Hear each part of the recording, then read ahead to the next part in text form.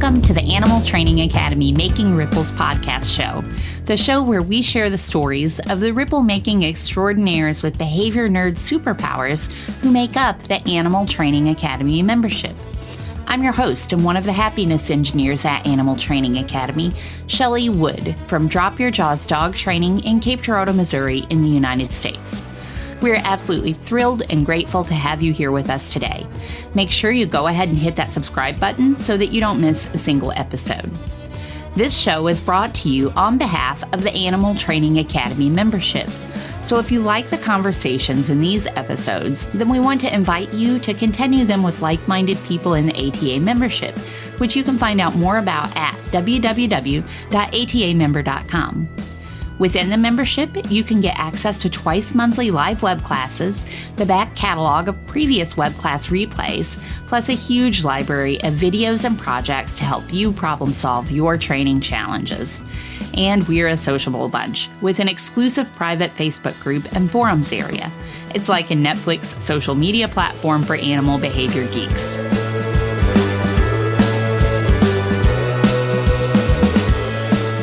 Today, it is my pleasure to welcome Barbara Glatz to the show. Barbara has been working professionally as an animal trainer and consultant for more than 10 years. Her career started with an internship at the AnimalTrainingCenter while she was studying zoology in Austria. The AnimalTrainingCenter is a very unique institution which was founded by Anna Oblasser-Myrtle, the only graduate in the German-speaking world of the renowned exotic animal training and management program at the Moore Park College, Hollywood. Together with Anna, Barbara built up the Animal Training Center to become an internationally recognized animal training institution, following highest standards and modern philosophy based on scientific findings. Barbara is doing animal training consulting in different countries for different purposes. She supports an animal rescue center in Tanzania, Kilimanjaro Animal Crew, where she spends a few months every year to train animals and keepers in order to enhance animal welfare in the sanctuary of both resident animals and animals being prepared to be released again. Also, she supports the horse and dog units of the Tanzanian police force. For her work in Tanzania, she was awarded twice by the Animal Behavior Management Alliance, or ABMA. In Europe, she is doing behavior management consulting in different zoos. She offers workshops and seminars for trainers and laypersons, and she recently published a book and a DVD about medical training for dogs and their pets. Welcome, Barbara. It's wonderful to have you with us today. It's so great to be here. Thanks for inviting me.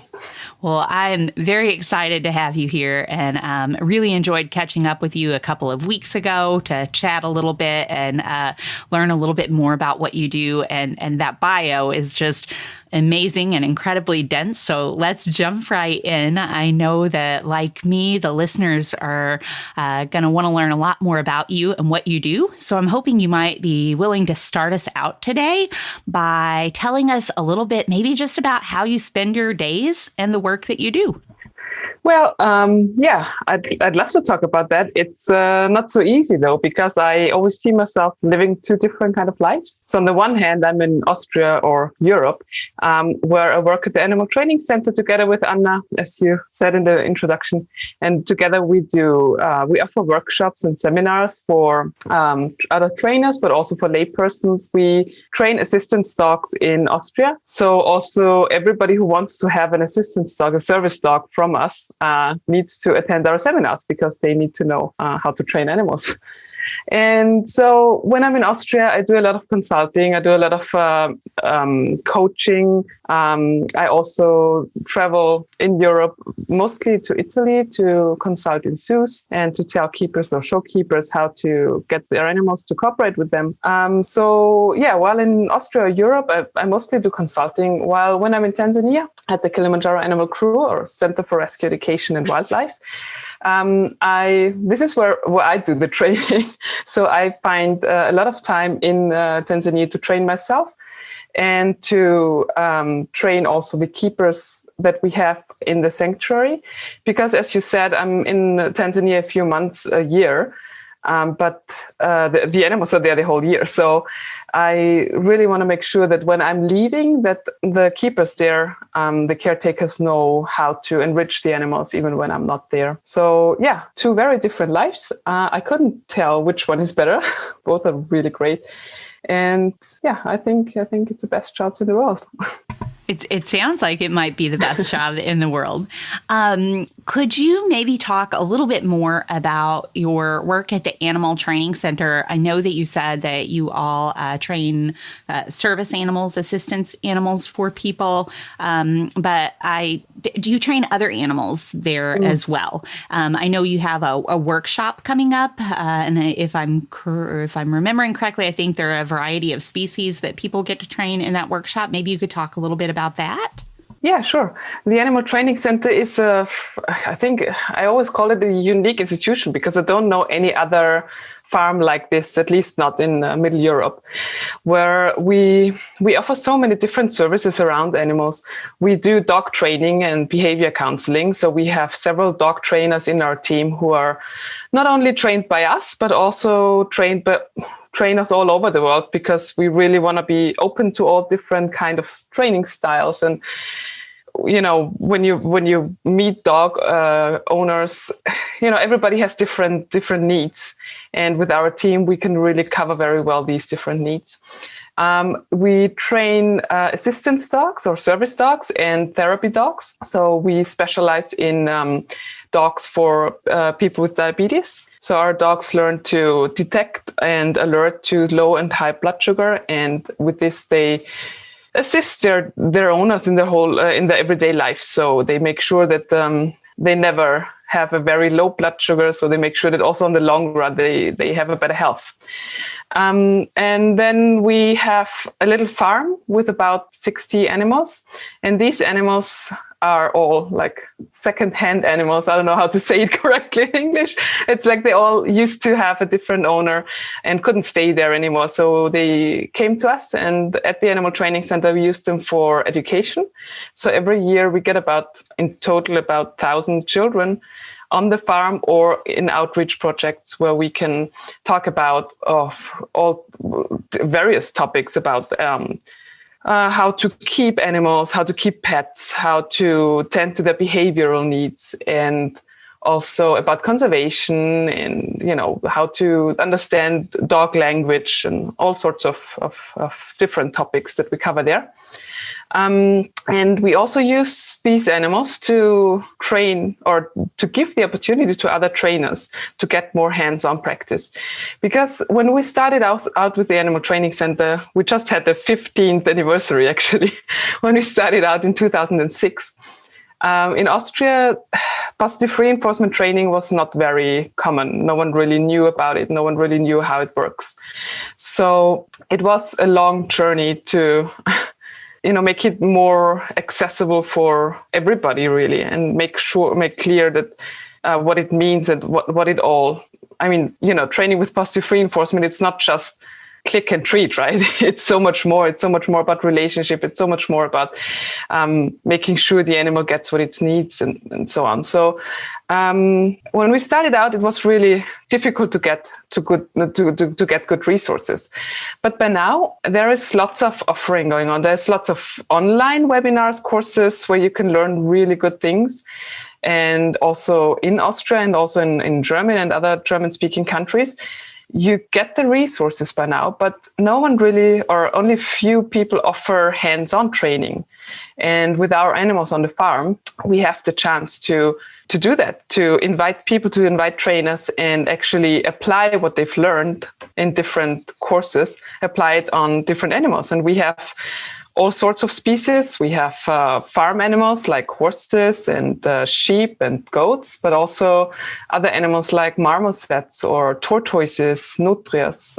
So it's a big variety of animals, and especially dog trainers or horse trainers benefit a lot of training also other species, because it opens their minds. It's thinking outside of the box, and people really appreciate this offer. to be able to train different species under supervision. So yeah, this is, I think, one of our favorite courses that we do. We offer it 2 or 3 times a year.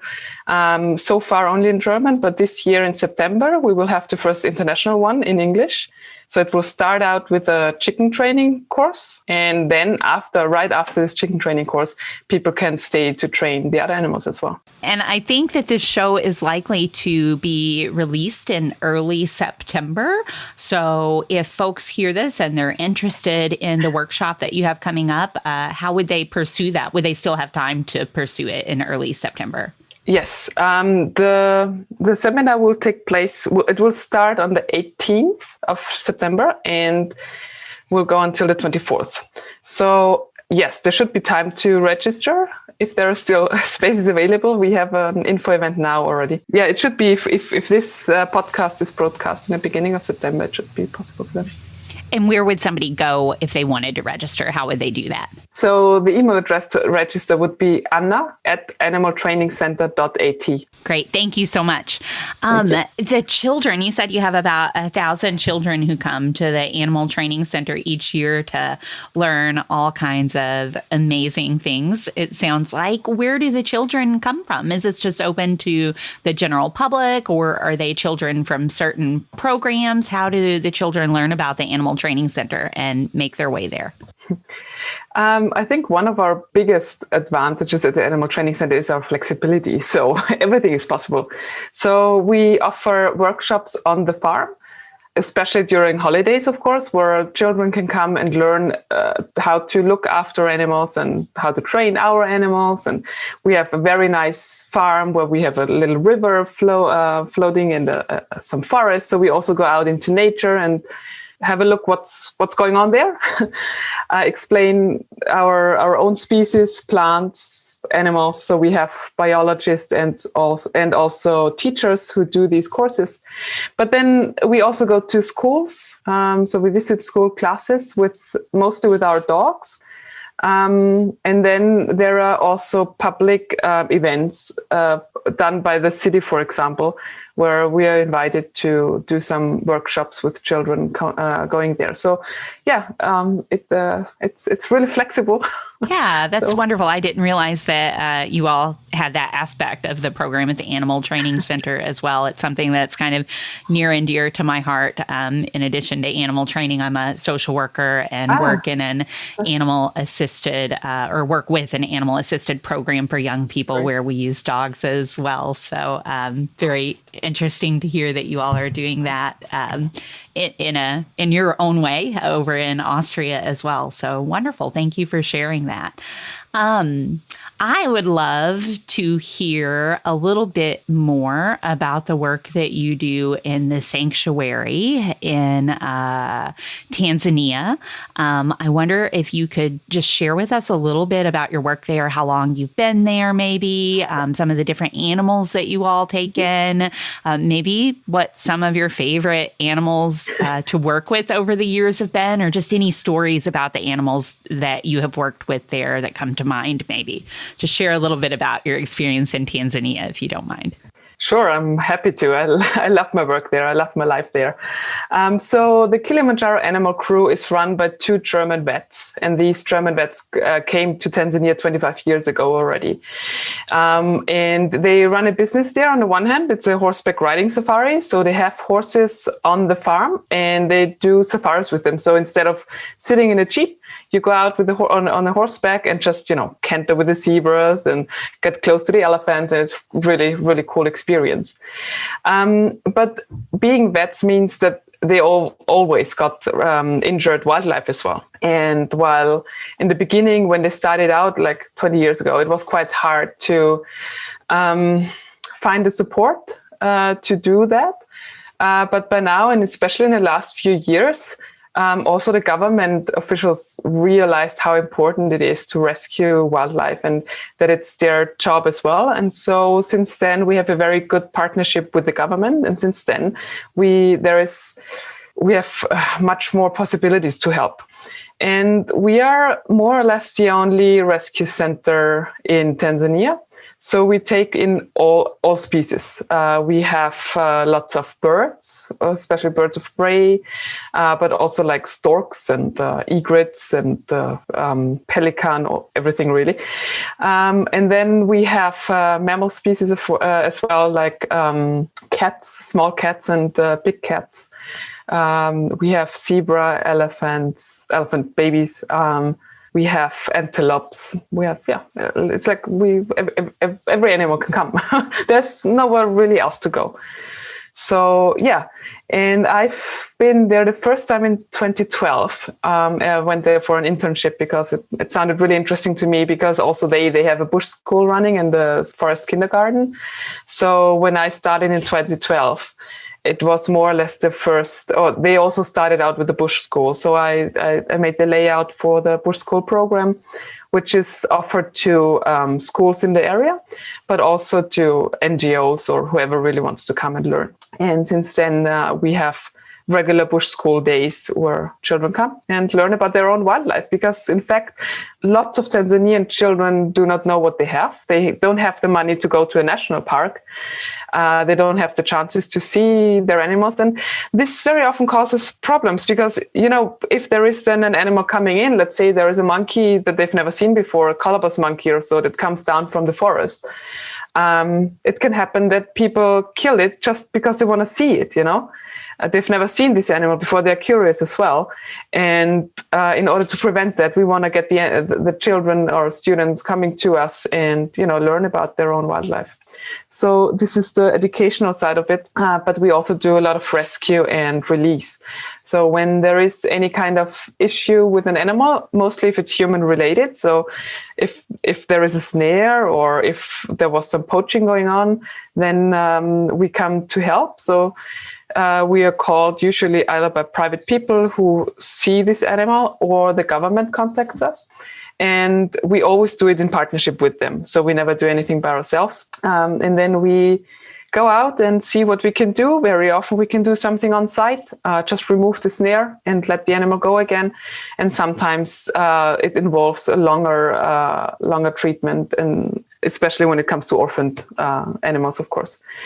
And so if we decide, or if the government decides that it's better for us to take the animals in, then they come to our farm and we do what they need. So either we treat them or we raise them.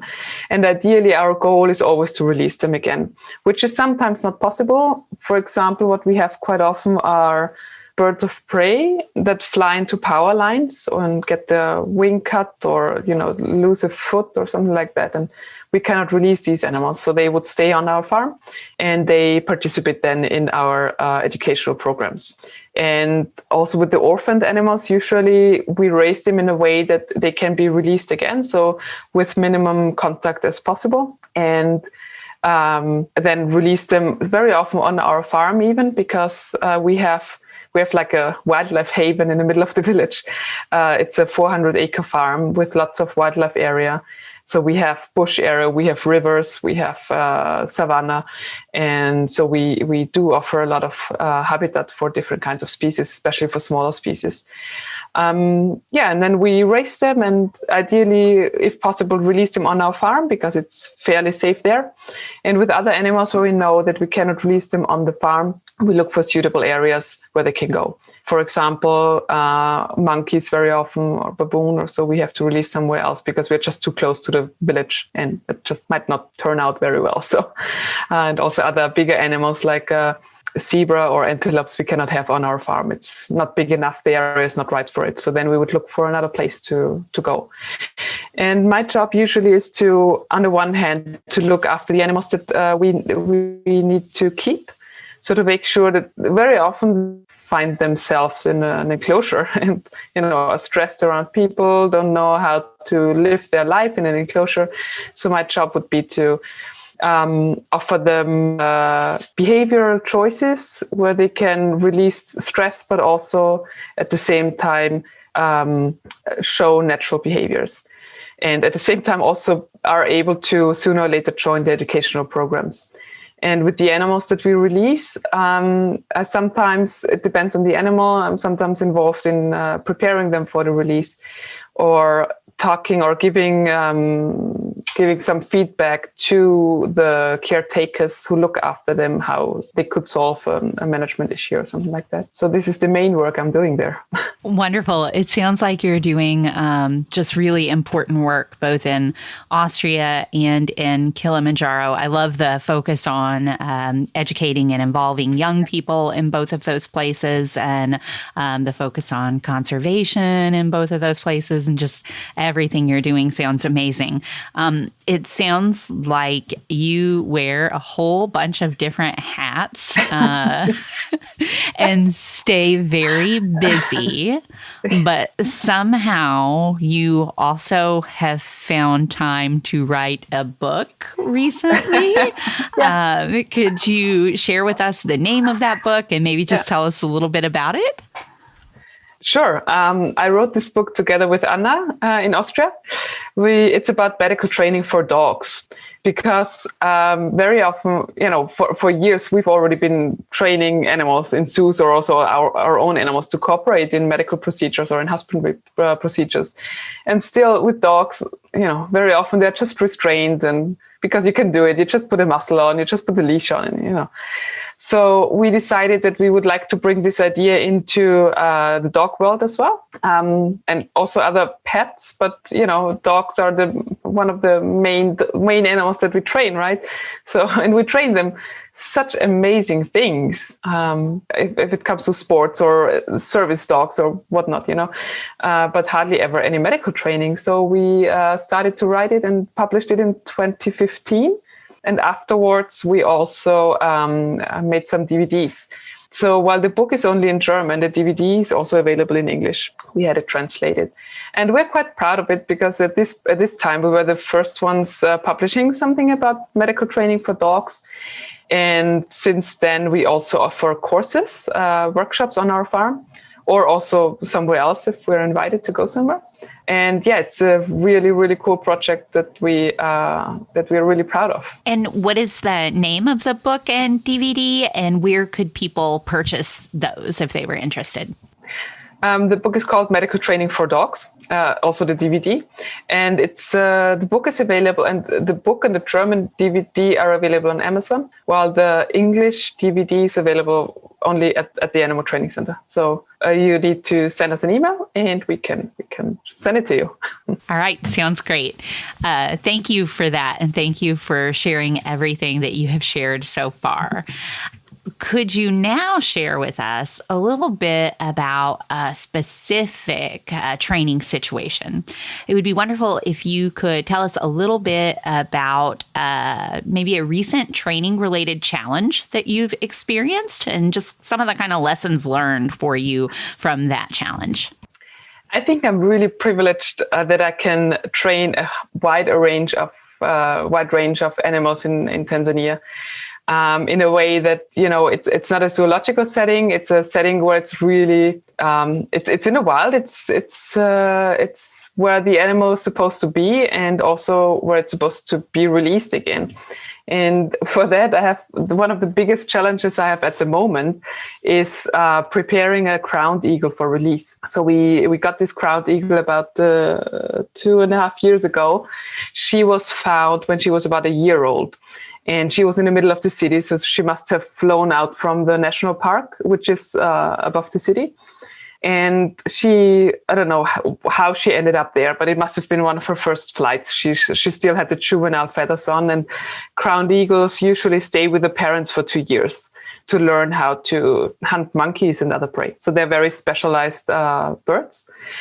And she was found in the city already, being injured a little bit, but nothing broken, so just injured. So we decided that we have to take her home, because we couldn't just take her back to the park. We had no idea where she actually came from, so this was not a possibility. And you cannot just put her there because it was a young bird, so all the monkeys would come and eat it. So we took her to our farm, and we treated her wounds, which were fine after a few weeks. But our sanctuary grows with the animals, so we are never prepared to what we get. And we only, at this moment, we only had a small room where we could keep her. And this was fine in the beginning anyways, because of her wounds and because of how how she was, her state. But then when she was fine again, we decided that we needed an aviary. And luckily we found an organization that sponsored an aviary for her. And she could move to this aviary. And while she was kind of okay with me feeding her and being close to her as long as she was in the room, the moment she was released into the aviary, she flew up all the 11 meters high and did not want to see me anymore. So it took me really long time to get her to come down to work with me. And with really long time, I'm really talking about months there, because also of my time schedule, because I'm there for a few months, then I'm off again, then I'm there again. And so, yeah, it took me quite a few months for her to come down and work with me. And we both have a lot of respect for each other, because on the one hand, of course, she's kind of scared of humans. On the other hand, I'm very impressed by her talents. which are really huge. I mean, I've never seen such huge talents before. And now my biggest challenge really is that, I'm not a falconer. I'm an animal trainer. I don't know many people who have worked or released crowned eagles. There is someone who did it and who's doing it in Kenya, but this is unfortunately not an option to get her to go there. So I kind of try now to gather information about how to fly this bird in a safe way, because so far we have now a good working relationship. So she comes down as soon as I enter the aviary, and she flies to where I ask her to, and but yeah, it's the next step will be a really, really big challenge, especially as I don't have a lot of resources about how to do that. So I think this is at the moment my biggest challenge, this crowned eagle. But she taught me a lot. She taught me a lot about how to motivate and, all the different quadrants that you can use as consequences, which were really, really important for her, because in the beginning, positive reinforcement wouldn't work because she wouldn't eat. She was 11 meters high and there was no way that I could get to her. So I worked a lot with negative reinforcement in the beginning. To just get her to move at all, and then get her to move a little bit lower, and then come, down to the next branch, always in combination with positive reinforcement. But it was really an interesting lesson. She taught me about how small steps can be and how big they can be for the animal. Tested my patience a lot, but I grew a lot as well. And you've been working with her, or she's been there at the sanctuary for about a year. Is that right? It's now 2.5 years, I think. Yes. Wow. Do people work with her when you're not there in a similar way to how you work with her when you are there? No. I have only one other person going in there because she's really stressed by new people. And she's supposed to be released, so she shouldn't get used to having people around. So I have one colleague at the crew at the moment, and she's feeding her in the crate. So she's doing kind of crate training with her, so she can do something. And she's giving her enrichment in a way that she has to move a little bit and stuff like that, but not like direct corporational training. I would be a little bit worried about the outcome, because she's a big, powerful bird and don't want to mess anything up. Yeah, that all makes sense for sure. Thinking back did you say 2.5 years? Thinking back in the time that she has been with you all and the time that you've been working with her, are there some moments that stand out to you as really special when you saw kind of significant progress, or even just had really nice moments with her in some way, if that makes sense? Yes, I had. I think one of the biggest lessons I learned from her, besides the small steps being big steps, is how important resilience is. So when she started to come down to me, and we started to work a little bit together, all was fine. And then I introduced the scale because I wanted to weigh her. And I remember the first time she flew onto the scale moved a little bit and she flew off again, and she was 11 meters high again.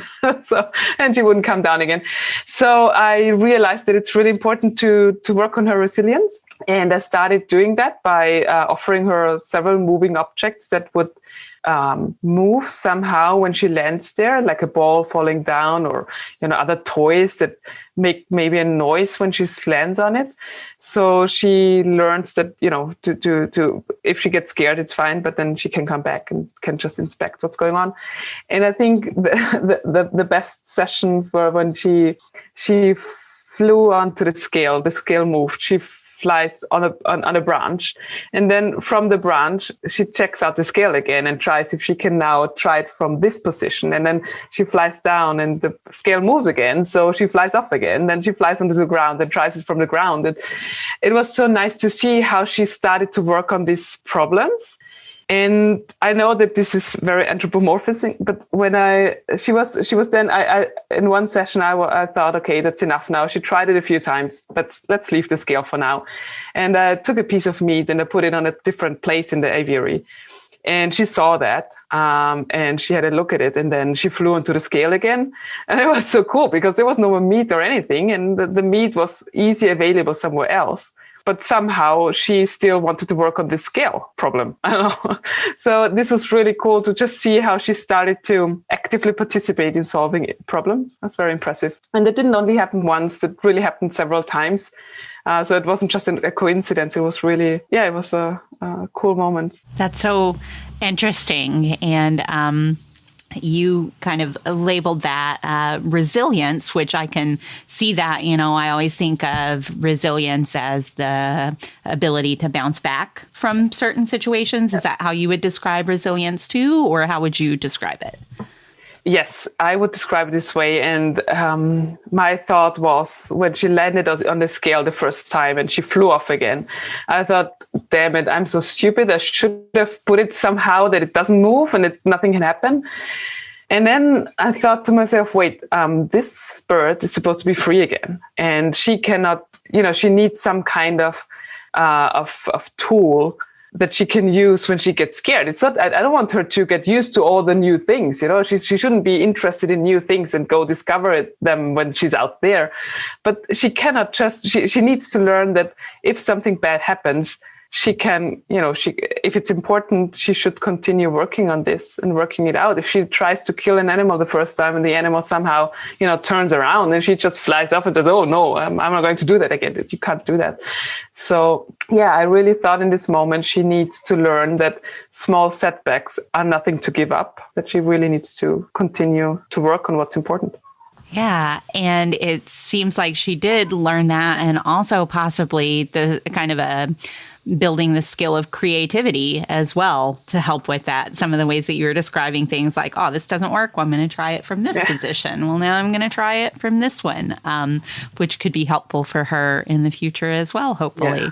So you might have already mentioned this a minute ago, but kind of what's your ideal timeline for releasing her again? And what are your next steps? I know you said that's your biggest challenge at the moment. So what do you kind of view as your first steps or next steps walking toward that eventual release? That is a good question. Do you have an answer? No. Well, I've talked to people who worked with these species, and they say that I'm not really in a hurry, because even if they're raised by the parents, they stay with the parents for 2 years. And then at least before they're not 5 or 6 years old, they will not have their territory anyways. They will be pushed around. And so it's not really a question of time for the bird. So, of course, I still want to get there. So my next steps are to increase the positive association with the crate, because I'm still not sure if I should fly her from the crate or from the glove. It is quite an impressive bird to have on the glove. So, and also considering the release, maybe it would be better not even to have her that close. So I think these will be the next steps to start training her to step onto the glove to see how she reacts to that. And then I have a few ideas of how to start flying her. Got these ideas from other trainers, and I guess I'll just have to see what she thinks about these ideas. Sounds like a wonderful plan. And I hope that you will keep us all updated. I'd love to see some video of this in the Animal Training Academy community the next time that you're able to work with her and start working on some of these things. So maybe you can share that. I'm sure that situation meets the criteria for an answer to my next question too.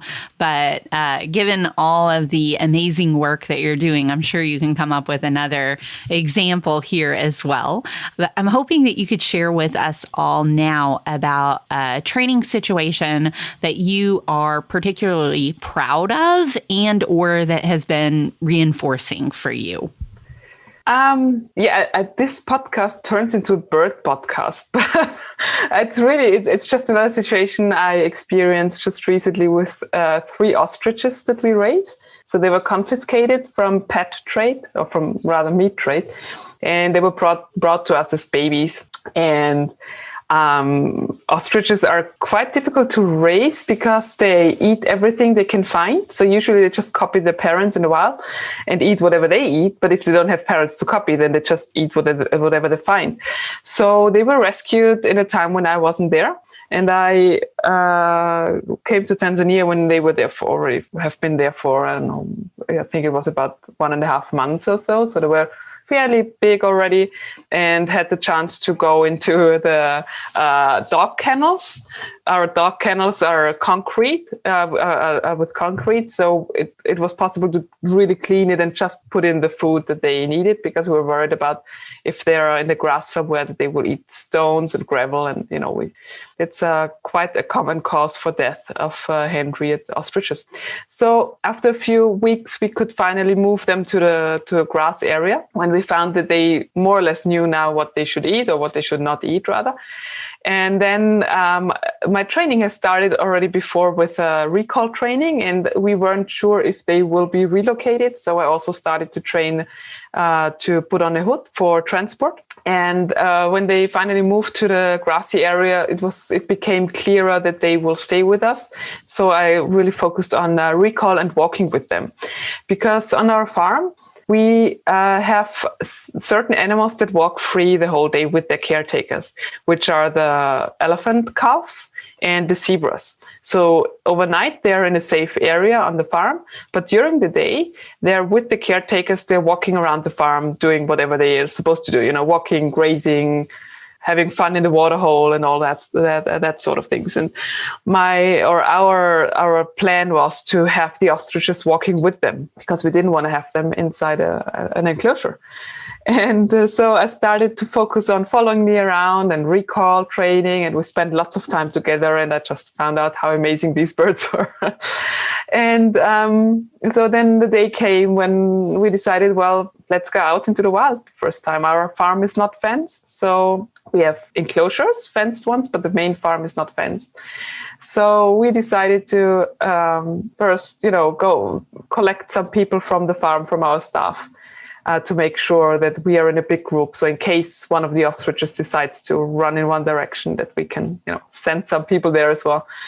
And it was such a great experience going out for the first time with these 3 ostriches. They were about my size this time, at this point. And it was great to see the ostriches in the wild and to just go with them to the bush and, give them, I know which flowers they like very much. So I picked them and I reinforced them for following me.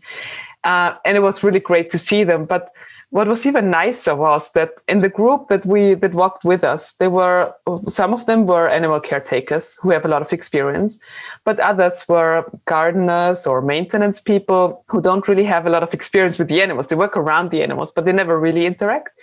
And it was so great to see them, how they observed what I was doing and saw which flowers I picked. And so they went there, picked the same flowers, went to the ostriches, went to feed the ostriches.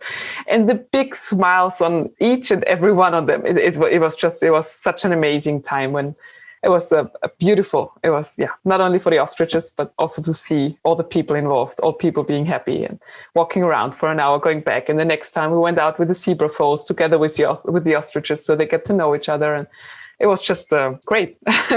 Those are really happy times, really happy times. Yeah, what a beautiful experience. Thank you for sharing that with us, and how cool to be able to see, like you said, not just the ostriches enjoying their time and learning, but also the other people from the sanctuary there who don't always work directly with animals. Very, very neat story. I'm wondering, and as I already mentioned before we started recording, I'm struggling with my words today. So hopefully I can find, I can put the right collection of words together to ask what's bouncing around in my brain here. But I'm wondering, as somebody who works with so many different species of animals, who trains so many different species of animals, are there skills that you have that you find are consistently helpful across the board, no matter what type of species you're training? And are there also skills that you have to help you adapt and modify and kind of learn to train the new species that's in front of you? So was I successful in arranging an assortment of words that make sense for that question? Let's see what my answer will look like. So I think one of the biggest advantages that I have, or that I brought with me first time when I went to Tanzania, was already that I had the chance to work with lots of different species while I was still in Austria. So I was never focused on one species, but I always had to be flexible enough to adapt to what the next species needs. And I would be lying if I said now that I can always do that.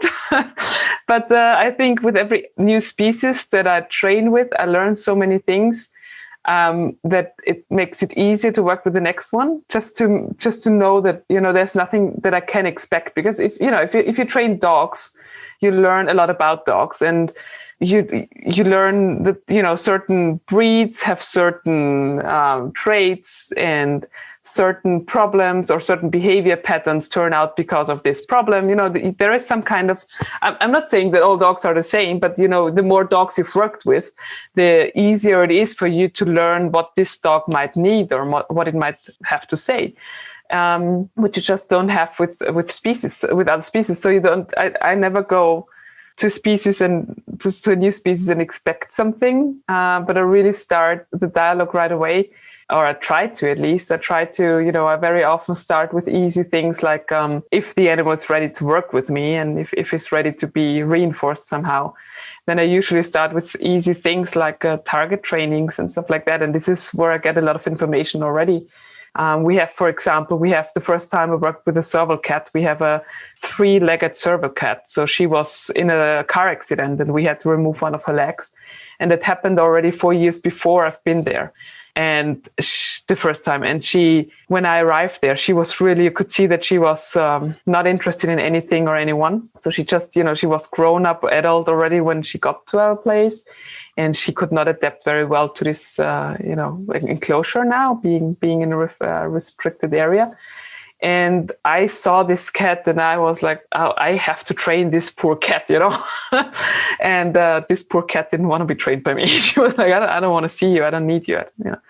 And I never worked with, I didn't have much cat experience. I'm not a cat person at all, not even with domestic cats. So it was really challenging to find out what she needs. And as soon as you get into this dialogue of, offering training situations, training settings, you can just learn a lot from the animal. And so besides talking to lots of other trainers who have experience with this species, and of course, besides reading up on the specific traits of this animal, or of the species, I really try to read the feedback that I get, if this makes sense. It makes a lot of sense. So it sounds like maybe good observation skills are one thing that would be a common denominator across all of the species that you're working with. Yeah, wonderful. Well, thank you so much for sharing everything so far that you have shared today. What did you start this show off by saying something about the best job in the world, or maybe we talked about that earlier? I'm not sure, but I think that you have provided. Right? Yes, I think you've provided plenty of evidence for that today. Best job in the world. Thank you for telling us a little bit about it today. Our time here is coming close to wrapping up, but before we do, could you please share with everybody all of the things, all of the information about where they can look up the wonderful things you're doing? So maybe first tell us kind of about the Animal Training Center, and then Kilimanjaro crew, and just do you also, just any way that people, I'm not sure if you also do independent consulting as well. So just any way that people could reach out to you to find out about the things that you're doing. Sure. So the Animal Training Center is in Austria. Our website is www.animaltrainingcenter.at. It's written with ER in the end, not with RE, in case there are British people listening as well. And the main email address I've mentioned before already is anna@animaltrainingcenter.at. You can also find us on Facebook. We have a medical training page on Facebook as well, so medical training for dogs and other pets, where we post lots of videos, and also community can post videos. And you can also find us on Instagram. And the Kilimanjaro Animal Crew is in Tanzania and close to Moshi, where you can start all the Kili climbs as well. If you want to climb Kilimanjaro, you can pass our farm. We do offer tours to sponsors. So if you are in the area and you're interested in our work, you can come and visit our animals for a donation, because we do rely on private donations only. We are not funded somehow by government. So you can support us this way. You can also come and volunteer with us in Tanzania. So we do take in short-term but also long-term volunteers, especially if you like horse riding as well. And our website is kilicrew.org. So www.kilicrew.org. And you can reach us by email on info@kilimanjaroanimalcrew.org. And of course, we're also on Facebook and on Instagram. And my personal email address is animaltrainingcenter.uk@gmail.com, because I used to live in the UK for a few years and did some work there as well. Lots of contacts. I hope we will have the chance to also put it onto the website. Might be easier. Thanks. Yeah, we should be able to link to all of that in the show notes as well. Yeah, so thank you for listing them for us now, listing all those contacts for us now here, but we'll have those written down in the show notes on the website as well. It has been an absolute pleasure talking to you and getting to know a little bit about that best job in the world and a little bit more about how you spend your time training animals around the world. So on behalf of myself and everybody listening to the show today, Barbara, thank you very much for spending some time with us today. Thank you so much for inviting me. It was amazing to talk about my work. I love talking about my work because it is the best job. But it's great to share what we're doing, and it's great. I'm always happy about what comes out. If anyone comes to visit us, anyone wants to come join our workshops, this will be great. Looking forward to meeting you.